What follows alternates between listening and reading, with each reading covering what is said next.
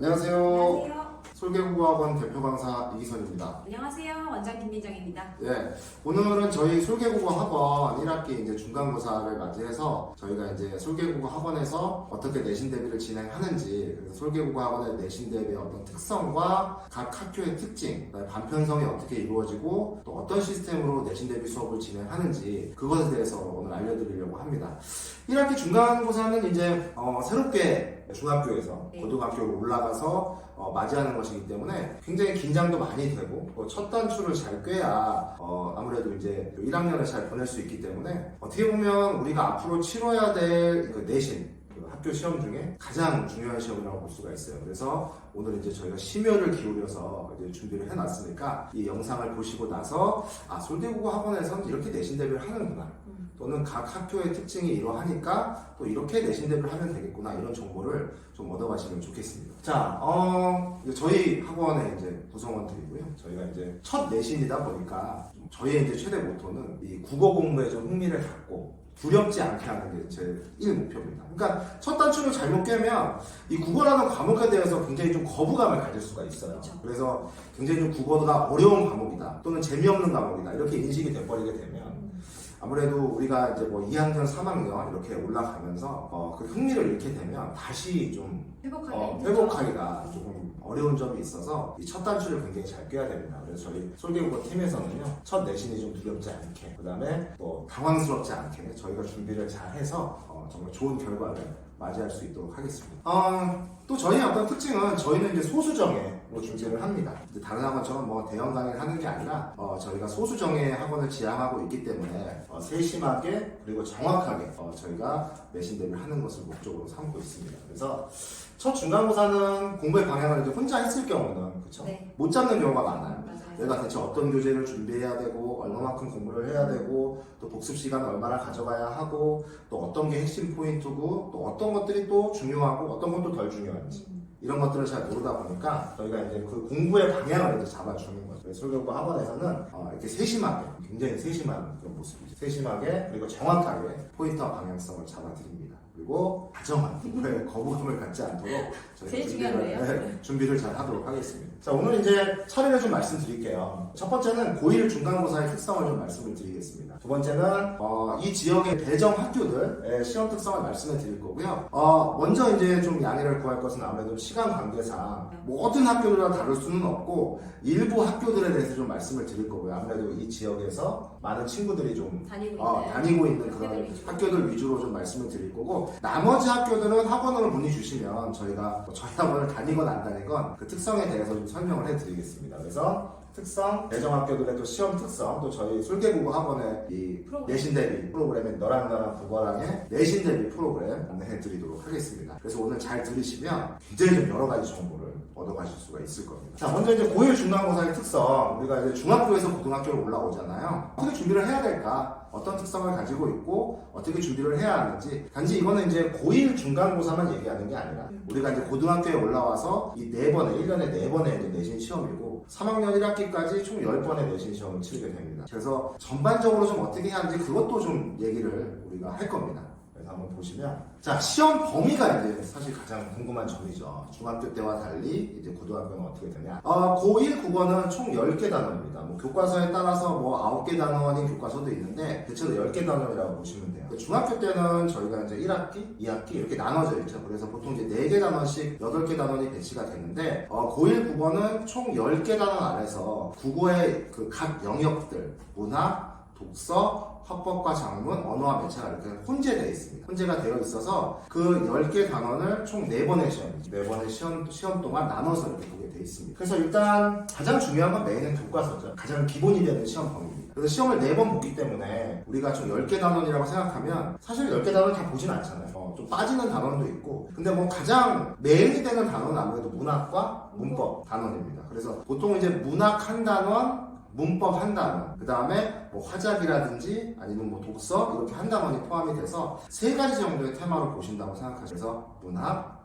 문법, 우리가 강사끼리 소위 얘기하는 거 곁다리라고 얘기합니다. 곁다리 단원이 하나가 들어가 있어요. 그래서 2개 내지 3개 정도의 대단원을 한 번 시험을 보게 됩니다. 그래서 보통 뭐 이 지금 여기에 가장 중요하게 보라색으로 표시를 해놨는데요. 외부 지문 여부 확인 이렇게 돼 있죠. 있죠. 네. 그러니까 이게 왜 그러냐면 이 외부 지문이 들어가는 학교가 있고 안 들어가는 학교가 있습니다. 그럼 먼저 외부 지문이라는 게 뭐예요? 학교 선생님께서 따로 프린트를 주셔서 그렇죠. 이제 교과서 외에 있는 작품들을 좀 제시를 해주신다거나 아니면은 이제 학생들이 이제 모의고사를 봤던 것들, 3월에 봤던 거든 6월에 봤던 거든 그렇죠. 모의고사 때 출제되었던 일부 문항들이나 혹은 전체가 다 들어가는 경우도 있고요. 네, 그래서 이 외부 지문을 보면 학교에서 이제 관련 작품들, 이제 뭐 김소월의 시를 배웠다. 그러면 그와 비슷한 주제의 다른 작품을 주거나 아니면 김소월의 뭐 다른 작품을 준다. 그렇게 해서 학교에서 관련 작품이나 지문을 학교 프린트로 주는 경우가 있고요. 그러니까 교과서에 실려있지 않은 거라고 생각하시면 됩니다. 그 다음에 이제 모의고사를 시험 범위로 삼아서 보는 곳들이 있고요. 또는 뭐 여러 가지 어휘라던가 문법에 대한 또 프린트를 주기도 하고 또 뭐 중앙여고 같은 경우에는 외부 이제 시중에 있는 교재를 사용하기도 하죠. 그래서 뭐 EBS, 올림푸스 같은 것들을 사용하기도 하기 때문에 우리가 이제 외부 지문이 들어가는지 여부에 따라서 교과서에 양이 얼마만큼 들어가느냐가 좀 달라지게 되고요. 때로는 어떤 경우가 있냐면 외부 지문이 들어가지 않는데 예고하지 않고 내는 경우도 있어요. 예고하지 않고 갑자기 보기로 나오든가 그런 경우가 있어서 사실은 학생들의 입장에서는 이 고등학교 올라와서 가장 좀 어려운 점이 암기만 해서는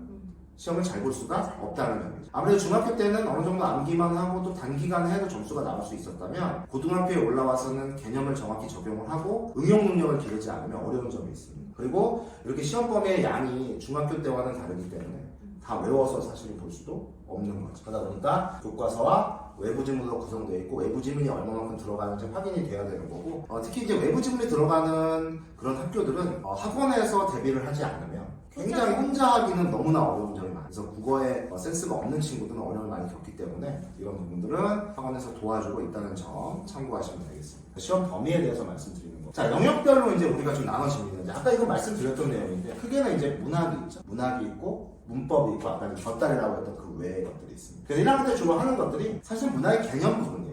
그 체계를 좀 잡는 것. 그래서 이 문학은 내용과 형식으로 되어 있기 때문에 보통 첫 번째 단원은 문학의 기본적인 내용이나 표현 기법 같은 형식들을 좀 배우게 되어 있고요. 그 다음에 뭐 3단원 정도에 가서는 우리가 문학의 이제 교과서적 갈래라고 하는데 서점, 서사, 그 교술자들의 특성을 이제 배우고 대표적인 작품을 이제 한 장 배우게 되어 있습니다. 그래서 크게는 이제 이 갈래별 특징과 내용과 형식을 배운다 이렇게 생각하시면 될 것 같아요. 그래서 보통 우리가 시험을 보게 되면 아까 시험 범위 말씀드렸지 않습니까? 보통 몇 작품 정도 들어가나요? 한 번 시험 볼 때? 뭐 적게는 뭐 3작품 뭐 정도고 만약에 이제 외부 지문이 있다거나 교과서 범위가 넓어진다라고 하면은 뭐 7, 8작품도 가는 경우가 있어요. 그러니까 이제 그런 경우는 굉장히 좀 어려워지는 거예요. 왜냐면 2학년 때와는 달리 1학년 때는 작품의 수가 적은 대신에 뭐 소설 같은 경우는 전문이 다 들어가기 때문에 굉장히 좀 그런 면에서 좀 긴 호흡을 갖고 읽어야 되고 내용을 외워두지 않으면 조금 어려운 점이 있다는 거죠. 그래서 이제 문학이 하나의 가장 메인 장르가. 근데 1학기 때 여기를 잘 못하면 이제 2학기가 문제가. 그렇죠.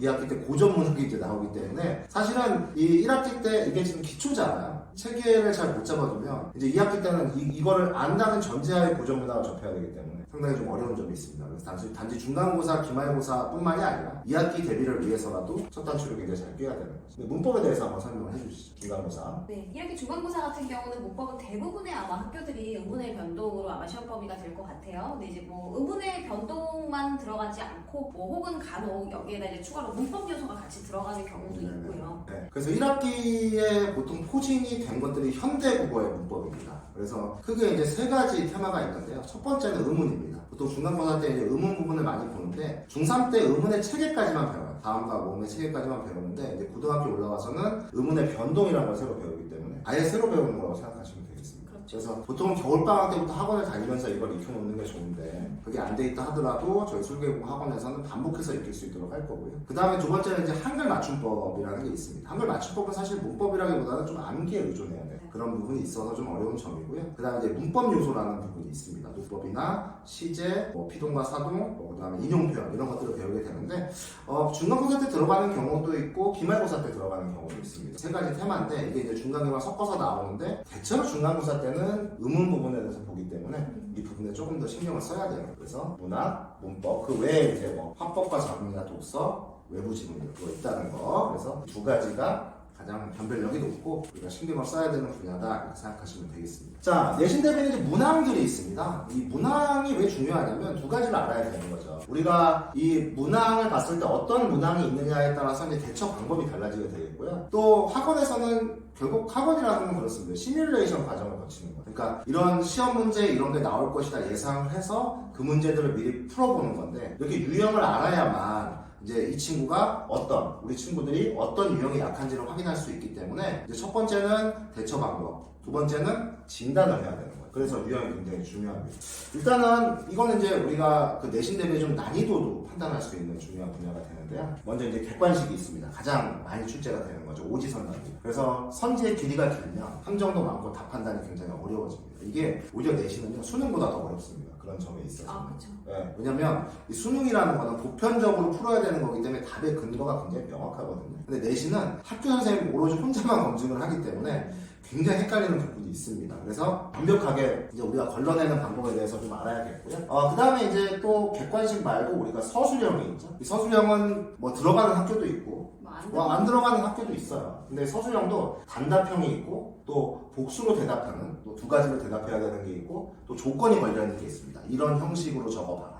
그 다음에 길이에 따라서 어떤가 이런 유형들이 있어서 이런 유형들을 나눠서 이제 학원에서는 어떻게 대처를 하느냐. 그래서 저희가 이제 이런 유형에 따라서 각 학교의 유형들이 있잖아요. 거기에 따른 분석을 이미 다 끝마쳤습니다. 그래서 거기에 따라 이제 대비를 할 거고요. 보기 문항이 있습니다. 뭐 다른 작품을 두고 공통점이나 차이점을 물어보기도 하고 그 보기가 이렇게 해설이 아니라 너무 추상적인 내용이 들어가 있지는 않은가 이런 것도 봐야 되는 거고 그리고 창작형이 있습니다. 뭐 지문의 내용을 요약하는 것도 있고 근데 이 지역에서는 이 유형은 많이 나오지는 않아요. 이 세 가지가 객관식, 서술형, 보기 문항인데 창작형은 많이 나오진 않는데 어쨌든 혹시나 학교 선생님이 새롭게 창작하는 유형이 있다라고 하면 이제 그런 부분에서 사실 대비를 해줘야 되는데 이 지역은 좀 제가 볼 때는 여기에는 크게 신경을 안 써도 되는 부분이 있습니다. 만약에 이런 유형이 나오게 된다면 저희가 그 부분에 대해서도 반복된 훈련을 통해서 대처할 수 있도록 할 거예요. 그래서 내신 대비 문항은 이렇다라는 거 알아두시면 굉장히 좀 도움이 되고 뭐 문제집을 봤을 때 얘는 객관식이 취약하네, 얘는 서술형이 취약하네 좀 확인할 수 있는 거죠. 자, 난이도의 문제입니다. 어때요, 원장님? 난이도가 쉽다, 어렵다 이거에 따라서 뭐 유불리가 있을까요? 난이도가 쉬우면은 당장 많은 학생들이 점수가 올라가기 때문에 등급을 따는 데는 좀 어렵겠죠. 네. 그러니까 이런 게 있는 거예요. 난이도가 쉽기도 하고 어렵기도 한데 저희가 겪어보면 특히 인창고가 이제 그런 면이 있는데 이 저희가 한 학기에 2번의 시험을 보잖아요. 그러면 학교 선생님도 이런 게 있습니다. 제일 중요한 건 어쨌든 맨날 그 뉴스에 나오는 거잖아요. 수능이라는 것도 그 변별력 확보가 중요한 건데 이 학교 시험도 마찬가지입니다. 그래서 너무 변별력이 없게 되면 등급을 따기가 어렵기 때문에 뭐 한 두세 개 틀렸는데 등급이 막 3등급, 4등급 이렇게 떨어지게 되죠. 너무 쉬워도 문제고 또 너무 어려우면 안에 1등급 맞는 친구들이 굉장히 어려운 상황이 될 수도 있죠. 그래서 이상해지기 때문에 적절하게 밸런스를 유지하는 게 중요한데 그 점들이 학교 선생님들 사실 쉽지는 않아요. 그래서 쉽다 어렵다를 갖고 유불리를 따지기는 굉장히 좀 어려운 점이 있습니다. 그래서 이제 우리가 문제가 뭐냐면 학교의 성향을 봤을 때 조금 쉽게 출제된다라고 하면 좀 100점을 노리는 그러한 학습을 좀 진행을 해야 되는 거고 학교 문제가 좀 어렵다라고 하면 조금 더 반복된 복습이라든가 아니면 조금 난이도가 높은 유형에 대처할 수 있는 능력이 굉장히 중요하겠죠. 사실 학생들별로 제일 중요한 건 뭐냐면 학교 시험이 어려운데 나는 쉽다. 이렇게 돼야 이제 등급이 잘 나오는 거기 때문에 학원에서는 그 점에 이제 초점을 두고 사실을 가르치는 거죠. 또 중간 기말이 있지 않습니까? 그럼 중간에 난이도 조절을 실패하면 기말을 반드시 어렵게 됩니다. 그래서 그 점을 학원에서 굉장히 좀 신경을 쓰는 거죠. 그래서 난이도 측면도 이러하다라는 말씀을 드렸어요. 그래서 이제 그런 어떤 시험의 특성이죠. 어떻게 보면 중간고사의 특성도 있겠지만 그래서 시험 범위가 어느 정도 분량인가 외부 지문 여부까지 그 다음에 두 번째는 어떤 영역을 시험 보고 어떤 영역에 변별력이 있는가 그걸 좀 말씀을 드렸고 또 우리가 세 번째는 난이도는 좀 어떠하느냐 이렇게 또 내신 대비를 하는 데 있어서 그래서 그런 특성들을 저희가 말씀을 드렸습니다. 자, 그래서 우리가 이제 개인은 중간고사를 어떤 좀 측면에서 바라봐야 되느냐. 일단은 저희가 고1 첫 중간고사잖아요. 제일 중요한 거는 이제 고1 중간고사를 잘 치름으로써 학습 태도가 만들어져요. 그러니까 내가 어떤 점수를 받았잖아요. 그러면 시험 대비 방법이 이렇게 하면 되는구나. 그래서 이런 걸 해야 되겠구나. 또 내가 점수가 조금 기대보다 덜 나왔어요. 그러면 이렇게 하면 안 되겠다. 그런 걸 느끼는 게 굉장히 중요해요. 저희 시험이라는 건 그래요. 잘 보는 게 제일 100%지만 사람이 하는 일이라 한 번 정도는 못 볼 수 있잖아요. 그 자료를 바탕으로 다음을 준비해야 되는 거기 때문에 해야 되는 것과 하지 말아야 되는 것을 좀 구별하고, 그 다음에 또 중요한 건 중간고사를 잘 보면 자신감이 형성이 되죠. 다음에도 이 국어는 좀 잘할 수 있겠구나. 그게 제일 중요한 건 자만심으로 빠지면 안 돼요. 그거 이제 나중에 한번 저희 학원에 오시면 설명회나 참석하시면 이 자신감과 자만심의 차이를 좀 설명을 해드릴 건데, 자신감이 과하면 안 됩니다. 근데 이 자신감이란 말 자체가 굉장히 긍정적인 말이죠. 자만심하고 다르게. 그래서 자신감을 가지고 대하는 게 멘탈적인 측면에서도 도움이 돼요. 그 다음에 이제 시험 기간이라는 건 필요한 개념을 좀 쌓을 수 있는 시간이에요. 평소 때보다 더 집중도가 높으니까. 그래서 이때라도 그 내신 대비를 잘 해야만, 그러니까 1학년 때 쌓아야 되는 개념들이 있어요. 그러니까 이 내신 대비를 허투루 진행하게 되면 개념들을 못 쌓기 때문에 2학년 올라가면 훨씬 더 어려운 개념이에요. 반복. 그 다음에 또 새로운 게 나오기 때문에, 반복하고 새로운 게 나오기 때문에 당장 원래 해야 되는 것도 안 되는데 새로운 걸 어떻게 배우겠을까? 1학년 때 내신 대비를 한다는 거는 그런 점에서도 중요하고, 그 다음에 아까 말씀드렸죠, 암기와 이해. 암기는 습관과 연결. 무슨 얘기냐면 암기도 어쨌든 50% 차지하고 있어요. 그게 다가 아니라서 문제지. 근데 암기를 일단 첫 번째는 암기를 해야 됩니다. 습관과 연결이 되거든요. 공부 방법이란 건 굉장히 단순합니다. 반복이죠. 한 번 안 되면 두 번 보고, 두 번 안 되면 세 번 보고, 끈기가 있어요. 그런 친구들이 성공합니다. 그 다음에 이해는 무슨 얘기냐면 그냥 암기만 하면 한국어로 푸는 거죠. 국어가 아니지. 근데 이제부터는 어떤 용어들을 특별하게 써야 돼요. 화자의 정서라는 게, 혹은 뭐 우리가 표현 기법에서도 뭐 감정이입이나 또 한자어나 이런 것도 어려워지기 때문에 이런 개념들과 연결지어서 응용을 할 수 있어요. 이해를 하고. 그래서 암기와 이해가 병행이 돼야 돼요. 암기는 습관, 이해는 응용이. 그래서 이런 일단 개인의 중간고사에서는 이런 점들이 중요하다. 이런 말씀을 드리고 싶은 겁니다. 자, 그러면 이제 대중학교들의 좀 시험 특성에 대해서 하나하나 좀 말씀을 드릴 건데요. 일단은 첫 번째는 한성고등학교입니다. 좀 말씀을 해주시죠. 한성고등학교 같은 경우는 비상 가경민 교과서를 지금 쓰고 네. 있고요. 객관식 난이도가 좀 비교적 좀 쉬운 편이에요. 근데 이제 서술형 난이도가 조금 서술형이 어렵기 어렵다는 때문에, 거죠. 예, 그보다 또 남학생들이기 때문에 아무래도 이제 서술형 답안을 작성하는데 좀 어려움을 그러니까 문장을 만들어내야 되는 거죠. 네. 거기서 이제 변별력이 갈리겠네요. 그렇죠? 네. 그다음에 두 번째 같은 경우는 시험 범위가 굉장히 많은 편이에요. 네. 근데 이제 모의고사 2번이 좀 이제 힘든 거죠. 네, 모의고사가 시험 범위로 들어가는데 아예 전체가 전부 다 까지? 네, 다 들어가는 편이고, 그 다음에 이제 문제가 되는 게 이전에 1학기 때 시험 범위에 포함되었던 단원들이 2학기 때도 또 시험 범위에 포함되는 경우가 있어서 그런 학교가 잘 없죠, 사실은. 많이 없죠. 특이한 거죠. 네, 거의 없죠. 이런 경우 때문에 아마 이제 시험 준비할 적에 학생들이 너무 많이 어려워하고 있고요. 그 다음에 이제 보기 내용이라든지, 그 다음에 지문의 길이라든지 이런 것들이 글자가 너무 많은 편이에요. 그래서 텍스트가 많고. 텍스트가 너무 많아요. 그렇기 때문에 이제 풀 적에 어느 정도 내가 좀 스피드가 나오지가 않으면은 못 푸는 사태가 좀 발생을 할 수도 있는 그런 그러니까 점이 있을 것 같아요. 정리해보면 그런 거네요. 첫 번째는 일단 서술형 대비를 굉장히 잘해야 되는 학교다. 네. 두 번째는 일단은 시험 범위에 있어서 좀 어떻게 보면 선생님이 약간 무책임한 겁니다. 그러니까 중간고사 때 봤던 내용을 많이 넣지는 않아요. 근데 일부에 넣기 때문에 사실은 만약에 학원에서 대비를 안 하면 대비할 수 있는 방법이 전무한 거죠. 다시 앞에 걸 봐야 되기 때문에. 그리고 세 번째는 어쨌든 양이 많기 때문에 시간 내에 풀기가 좀 어려울 수도 있겠다. 그래서 학원에서 이제 그런 점에 좀 초점을 맞추고 대비를 해야 되는 게 한성고등학교의 시험입니다. 근데 이제 남학교이기 때문에 사실 대비 잘하면 앞서 나가기도 좀 괜찮은 학교라고 저는 생각이 들어요. 맞아요. 그래서 저희도 이제 작년 2학기 때는 굉장히 성과가 좋았던 그런 학교였습니다.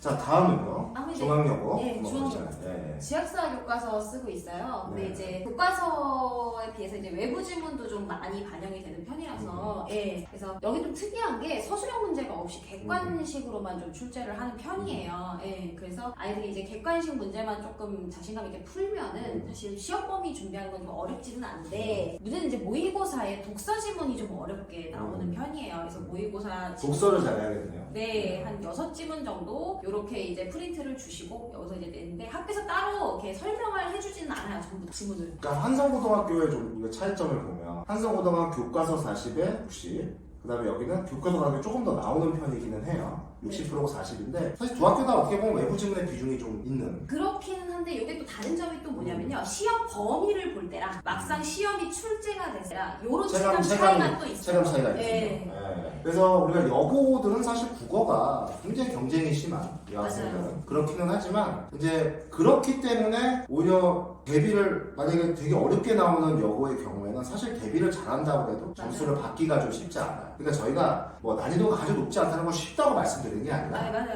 난이도는 어렵습니다. 근데 여고의 그런 어떤 원래 원래 여고 특유의 높은 난이도라고 생각을 해보면 대비를 잘만 하면 분명히 앞서 나갈 수 있는 학교예요. 네. 근데 일반적인 여고는 사실 대비를 잘한다고 해서 안 되는 경우는 굉장히 많거든요. 네. 그 친구가 국어에 어떤 센스가 없으면. 근데 중앙여고는 충분히 좋은 어떤 그런 점수를 만들어낼 수 있는 학교이기 때문에 저는 사실 지금 예비고1로 올라가는 친구들이 중앙여고를 좀 지망을 했으면 좋겠어요.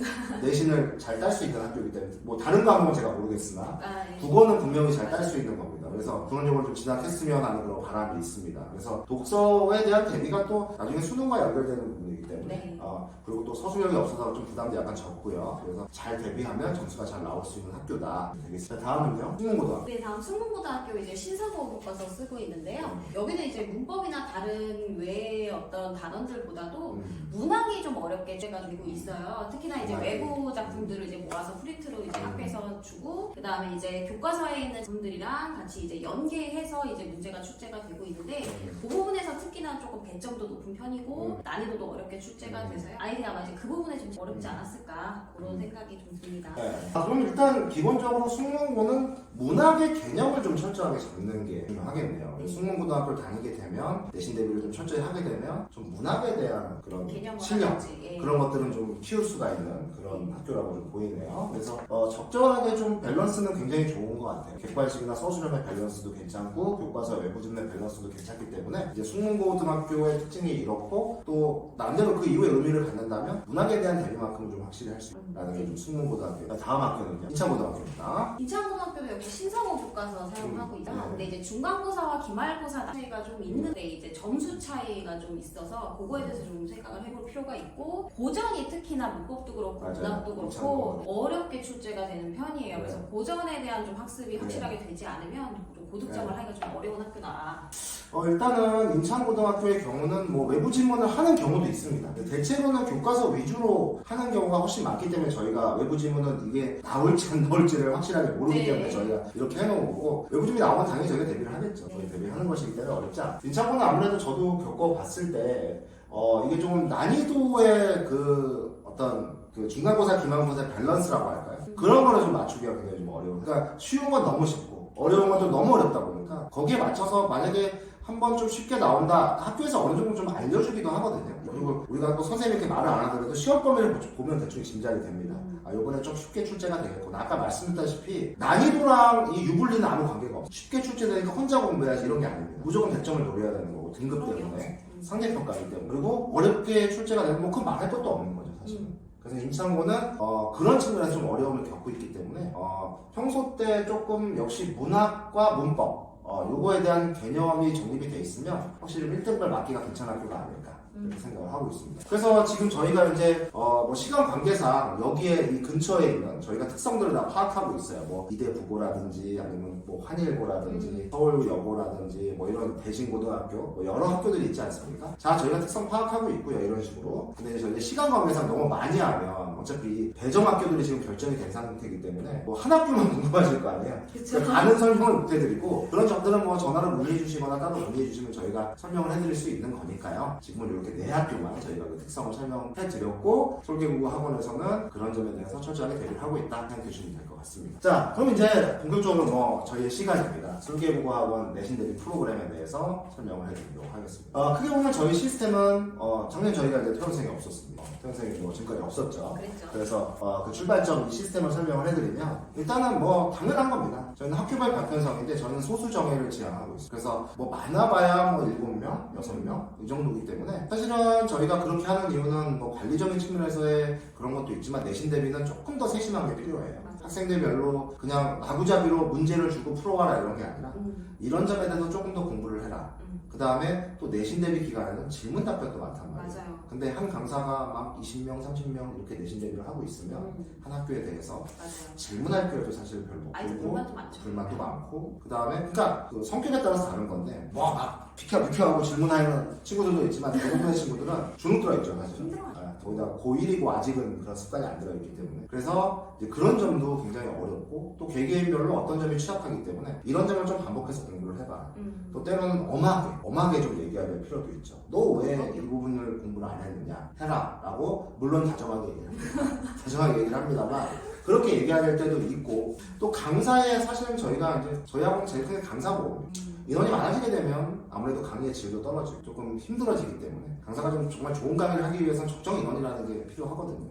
그렇기 때문에 저희는 소수 정의로 학교별로 반편성. 그다음에 최대한 뭐 교과서별 전문가를 배치하려고 하고 있습니다. 학교 관련해서 그 교과서에 좀 해본 그런 분들의 경험이 좀 많은 분들을 배치하기 때문에 웬만하면 교과서별로 이제 배치를 하고요. 그다음에 저희가 이제 그렇게 반편성과 어떤 강사의 배치가 끝나고 나면 이제 강의와 클리닉이죠. 강의는 기본적으로 3시간 강의를 합니다. 3시간 강의를 하고 그 사이에는 이제 주간 테스트가 존재를 합니다. 주간 테스트라고 하는 거는 이전 시간에 배운 것들이 제대로 숙지가 되어 있는가. 그래서 주간 테스트 통과를 못하게 되면 저희가 하루 더 와야 돼요. 저희는 같은 날 클리닉을 하지 않습니다. 반드시 하루를 더 와야 됩니다. 하루를 더 와서 강의를 듣는 게 아니라요. 배운 내용들을 점검하고 테스트 받던 거를 이제 통과를 못했으면 재시험을 봐야 되죠. 그래서 이따가 보여드리겠지만 저희가 이렇게 매주 클리닉 컨텐츠가 또 따로 나오게 됩니다. 실전 미니 모의고사예요. 설명을 해드릴 건데, 그래서 클리닉 시간에 첨삭을 받으면서 부족한 정도 점검을 하고 어떻게 공부할지 방향도 잡아줍니다. 그래서 강의와 클리닉으로 되어 있다는 거 확인해 주시면 되겠고요. 자, 저희의 최대 강점입니다. 컨텐츠입니다. 컨텐츠. 저희는 이 지역 어떤 학원들과 비교를 불허합니다. 그래서 이 컨텐츠는 지금 타 학원에서도 저희 컨텐츠를 쓰고 있기 때문에 저희 이제 그 가맹 브랜드가 있기 때문에 저희가 자체적으로 저희는 내신 대비는 100% 자체 시작한 컨텐츠입니다. 자체 시작한 컨텐츠로 충분한 문제 양과 그런 내용들을 제공을 하고 있습니다. 자, 그래서 전체 시스템은 이제 단편성, 강의와 클리닉, 컨텐츠 이렇게 구성된다고 보시면 돼요. 자, 아까 자체 교재 저희 강점 말씀드렸어요. 그래서 이제 교재를 저희가 개발하는 인력들도 있고요. 저희 이제 교재 이렇게 제작을 하는 모습도 좀 보여드리고. 그 다음에 저희가 레벨별 단계별로 교재들이 있으면 세분화되어 있습니다. 다채로운 교재들을 제공할 수 있고 저희는 그냥 무작위로 무조건 많은 문제를 주지는 않아요. 학생들의 특성에 맞게 얼마만큼 풀 수 있는가를 점검을 해서 주기 때문에 절대로 얘네들이 문제에 질린다거나 혹은 어머님들께서 집안에 막 쌓여있는 풀지도 않은 프린트지나 문제지 보면 굉장히 화나시잖아요. 그러니까 사실 그렇게 주면 저희도 편하죠. 막 200문제 풀어와, 300문제 풀어와 이러면 편하죠. 설계국학원에서 아이들의 특성을 파악합니다. 단계별 레벨별로 교재를 제공하기 때문에 공통으로 제공하는 교재가 있고요. 추가로 풀 수 있는 교재들이 얼마든지 제공이 돼요. 그래서 효율적으로 공부를 할 수 있게 만든다는, 국어라는 거는 질리지 않게. 그 다음에 우리가 국어만 공부하는 게 아니잖아요. 대학교 가면 수학, 영어도 잘해야 됩니다. 네. 그래서 무작정 국어만 해라 이게 아니라 어떻게 효율적으로 공부를 하는가 학습 방법을 제공한다는 거예요. 그래서 30개 학원에서 함께 사용하고 있고 학원은 이렇게 컨텐츠가 좋아야 된다는 거죠. 그래서 저희는 컨텐츠에 자신이 있다는 걸 말씀을 드립니다. 자, 이제 학교별 교과서별 방구성인데 이 부분은요, 일단은 기본적으로 저희가 배치를 한 건데 시간표상으로 조금 달라질 수 있는 건 있어요. 그렇다고 해서 이 강사가 달라진다고 해서 어떤 서비스의 질이나 강의의 질은 전혀 달라지지 않습니다. 시스템이 같고 내용이 같기 때문에 그런 부분들은 강사들끼리 저희는 팀이거든요. 공유를 하고 있기 때문에 절대 걱정하지 않으셔도 됩니다. 결과를 보여드리면 되는 거니까요. 자, 일단은 이건 참고적으로만 알아두세요. 그래서 한성고 B, 중앙여고 B, 인창고 제가 이제 수업을 진행을 하게 되고요. 그 다음에 한성고 중앙여고 A반, 그 다음에 숙문고 배화여고는 원장님이 수업을 진행하시게 됩니다. 자, 그 다음에 이제 나머지 강사분들이 기타 학교들, 이건 이제 어떤 그 학교의 어떤 전문적인 지식이나 교과서의 지식에 따라서 배치를 한 것이기 때문에 참고해 주시면 되고 저희가 저희 학원에 오시게 된다라면 이 부분에 대해서 자세하게 상담을 해드릴 거고요. 이따가 말씀드리겠지만 저희 학원이 3월 둘째 주부터 내신 대비를 시작합니다. 시작을 할 때 그런 반편성에 대해서는 다시 한번 또 설명을 해드립니다. 전문가로 구성되어 있다는 거. 자, 그 다음에 이제 컨텐츠가 좋아야 된다고 그랬죠. 그래서 컨텐츠에 대해서 한번 더 설명을 해드릴 건데 일단은 첫 번째 교재는 저희가 이제 교과서 정복이라는 교재를 이거예요. 일단 이 교재 한번 설명해 주시죠. 어떤 교재인지. 교과서 정복이라는. 네, 교과서 정복은 저희가 이제 교과서에 있는 내용을 아이들이 최대한 효율적으로 학습할 수 있도록 핵심만 좀 모아서 따로 편집해서 제작한 교재예요. 네, 안에 보시면 핵심만 할 수 있게 다른 잡다한 걸 다 뺐습니다. 맞아요. 진도형 교재라고 할 수 있겠죠. 네. 그래서 이제 이 교과서 정복을 통해서 저희가 핵심적인 교과서의 정보를 파악을 하고 본문 학습활동 핵심 문항 실프란 구성으로 되어 있어요. 1년 내내 이건 1년 단위로 저희가 배부가 됩니다. 동반자가 되는 교과서의 내용을 익히는 교재다 이렇게 생각해 주시면 되겠습니다. 교과서 정복이라는 교재가 있고요. 다음은 이제 평가 문제집 1이라는 교재입니다. 이것도 한번 설명해 주시죠. 평가 문제집 1은 이제 아이들이 이제 배운 교과서 내용을 바탕으로 가장 핵심적이고도 가장 기본적인 문제들로만 구성이 되어 있어서 바로바로 이제 수업에서 배운 내용을 적용해서 문제를 풀어서 내 것으로 만들 수 있도록 그렇게 이제 구성이 되어 있는 문제집이에요. 깔끔하게 핵심적인 문제만 편집되어 네. 있습니다. 깔끔하게 핵심적인 문제만 이렇게 주고 있기 때문에 두 개가 이제 같이 진행이 되게 되죠. 네. 그래서 배운 거를 가장 핵심적인 걸로 확인을 기본적으로 하는 겁니다. 그래서 이것만 제대로 봐도 어떤 내용, 이 단원에서 어떤 내용이 중요하다는 게 포인트가 쉽게 잡게 돼요. 그래서 이렇게 일단 기본적으로 저희가 한 2, 3주간을 진행을 하게 되죠. 네. 그 다음에 이제 시간이 좀 지나서 이때쯤 되면 이제 한 3주차 정도가 되면 학교에서 시험 범위가 네, 어느 정도 대략적으로. 확정이 네. 됩니다. 확정이 되기 때문에 그때는 굉장히 두꺼운 평가 문제집이 한번 나가겠고요. 이제 평가 문제집 2입니다. 그래서 보시면 알겠지만 굉장히 좀 많은 양의 그런 문제나 그 시험 범위에 맞게 구성이 되어 있거든요. 그래서 보시면 알겠지만 굉장히 좀 내용이 많죠? 내용이 굉장히 많습니다. 그래서 요 평가 문제집 2는 이제 제가 소개를 해드리자면 학교 시험 범위에 맞게 편집이 된 겁니다. 시험 범위가 어느 정도 나오게 되면 편집을 해서 좀 그러니까 학교에서 좀 자주 출제되는 네. 학교 기출들 모음이라고 생각하시면 맞아요. 돼요. 같은 교과서로 쓰는 학교 기출들 모음인데 거기서 이제 엄선한 문제들로 구성을 해서 각 단원에 저희가 50문항에서 100문항 정도 네. 풀어볼 수 있도록 다량의 문제를 풀면서 이제 핵심적인 내용들을 익히고 중요한 것은 평가문제 2를 풀면서 중요한 걸 또 진단을 하는 거죠. 제가 부족한 부분이 부분, 무엇인가? 무엇인가 진단을 하고 어떻게 보완할 것인가를 고민을 하는 거예요. 그래서 많은 양을 좀 풀면서 헤쳐나가보는 건데요. 이거를 푸는 데서 끝난 게 아니라 이거를 좀 잘 풀고 잘하는 친구들은 조금 더 문제를 풀고 싶거든요. 그럼 저희가 맞아요. 평가 문제집을 더 제공을 합니다. 데이터베이스가 이미 구축이 되어 있고 실질적인 컨텐츠가 구축이 되어 있기 때문에 더 저희가 제공을 하게 됩니다. 그래서 잘하는 친구들은 더 풀어볼 수 있도록 저희가 배려를 한다는 거죠. 그래서 일단 기본 교재는 이렇게 3권으로 구성이 되지만 이제 학교 시험 범위가 추가된다든가 혹은 조금 더 문제를 풀고 싶은 분들은 그런 친구들은 조금 더 저희가 문제집을 더 얼마든지 제공을 합니다. 그러고 나서 저희가 또 고난이도의 문제들은 또 따로 시크릿 문제집을 또 주게 되니까 또 최상위권의 고난이도 문제들도 원하는 네. 친구들은 풀어볼 수 있고 저희는 절대 그 모든 친구들에게 똑같은 걸 주지 않습니다. 네. 성향에 맞게 얼마만큼 잘할 수 있느냐 또 거기서 진단을 해서 어떤 그런 문제집들을 제공을 하니까 충분히 자신의 어떤 성향이라든가 그런 단계, 레벨에 맞는 문제를 풀 수 있다 이렇게 생각하시면 되겠습니다. 그래서 이것도 이제 수업에서 이루어지는 것들이죠. 질답도 확실하게 합니다. 자, 그 다음에 이제 클리닉 그런 비장의 무기들이 이렇게 있습니다.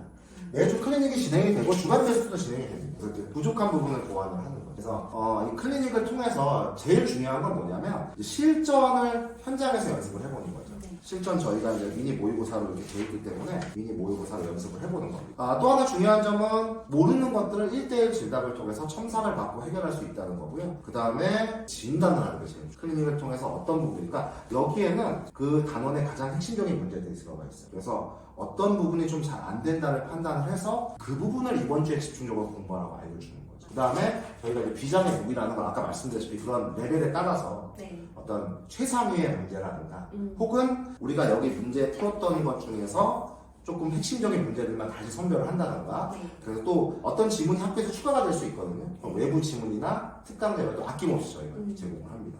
그래서 이렇게 클리닉과 비장의 무기들이 제공된다는 거. 자, 그 다음 저희가 이제 마지막에 시험 직전에 직전 대비를 하게 되죠. 네. 보통 하루 전에 실시를 합니다. 하루 전에 저희도 직전 대비를 하게 되는데 그때 이제 사용되는 직전 컨텐츠는 무엇인지 원장님 한번 설명해 주시죠. 보통은 시험 직전에 시험 범위 내용 중에서 가장 중요했던 포인트들 그런 것만 따로 모아서 정리된 컨텐츠를 좀 제공을 맞아요. 해드릴 거예요. 그래서 마지막으로 내가 이걸 알고 있는지 모르고 있는지를 좀 점검을 확실히 할 수 있도록 그 다음에 이제 우리 학교의 기출 문제는 어떤 것들이 출제가 되었었던가 뭐 이런 것들을 같이 확인을 하는 과정을 좀 할 겁니다. 그 직전 대비는 빵꾸난 부분이 어딘가 이걸 보고 다시 한번 전체적으로 훑는 거예요. 빠뜨린 건 없는지. 그러니까 핵심 포인트들을 다시 한번 점검하고 최우선적으로 나오는 문제가 뭔가 또 우리 학교에서 출제되었던 것들은 무엇인가 이런 것들을 점검을 해가면서 시험에 좀 감을 잡아나가. 그래서 마지막에 최종적으로 리부트를 시켜서 퍼센트로 만들어서 나가는 거라고 보시면 되겠습니다. 그래서 지금 저희가 보시면 알겠지만 종류가 굉장히 많아요. 이것만 해도 5가지가 되지 않습니까? 네.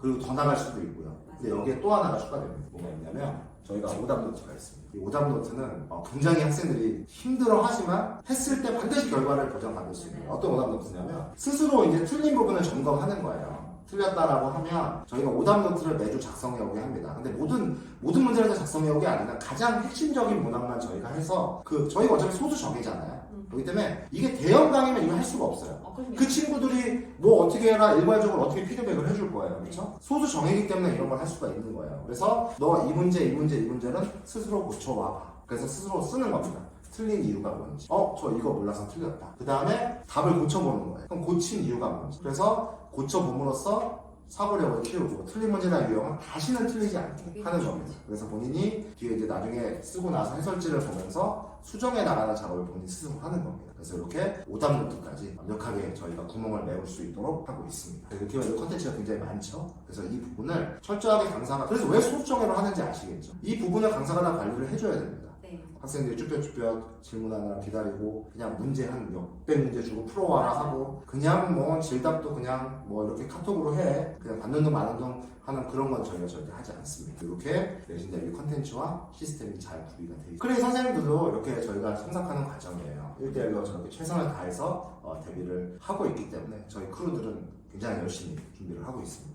자, 내신 대비 개강 말씀드릴게요. 저희 3월 둘째 주입니다. 저희 학원은. 근데 저는 사실 내신 때 딱 들어온다기보다 맞아요. 조금이라도 먼저 들어오는 게 저는 좋다고 봐요. 왜? 대부분 학원들은 뭐 부모님도 그렇게 생각을 하세요. 뭐 저희도 몇 년 전에 그렇게 생각했습니다. 그냥 내신 개강 때 들어와라. 맞아. 중간에 들어오면 좀 뭐 이렇게 못 알아듣는 것도 있을 수도 있고 또 괜히 막 중간에 들어오면 뭐 적응도 못 할 수도 있고 그런데 저희가 해보니까요. 중간에 이렇게 지금 2월 달이라도 도중에 들어오는 것이 학원에 적응하는 것도 훨씬 빠르고요. 네. 사실은 이 학원이 어떤지도 좀 살펴봐야 되는 거고 맞아요. 선생님의 성향이라든가 여러 가지 사람과 사람이 만나는 문제이기 때문에 네. 적응을 해야 되는 측면이 있습니다. 또 강사 입장에서도 내신 대비 때 들어와서 보는 친구보다 맞아요. 미리 몇 주라도 들어와서 먼저 보는 게 훨씬 더 이 친구에 대한 파악이 잘 되겠죠. 그러니까 처방을 내려줄 수 있단 말이에요. 네. 근데 내신 대비 딱 들어와서 강사들 이제 서로 탐색전을 하는 거예요. 그럼 2, 3주 지나서야 처방을 내릴 수 있기 때문에 사실 손해죠. 그래서 이왕 보내실 거면 미리 입학하시는 게 좋고요. 또 하나 중요한 점은 미리 입학하셔야 시간표가 어떤지를 알 수가 있다는 거예요. 그러네요. 왜냐하면 결국 학원의 시간표는 아까 학교별로 그렇게 돼 있기 때문에 네.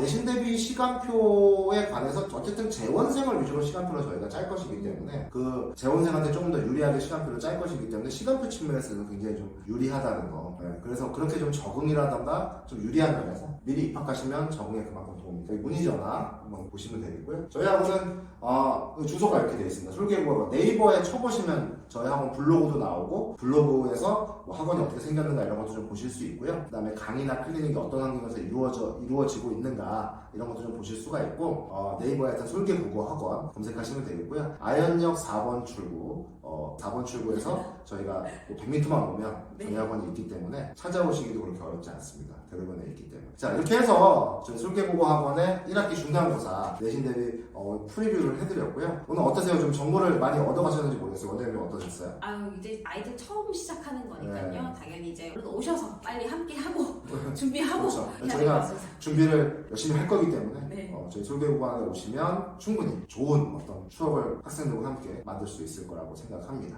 자, 지금까지 이제 솔개국어학원 대표 강사 이기선이었고요. 원장 김민정이었습니다. 지금까지 들어주셔서 감사합니다. 감사합니다. 네.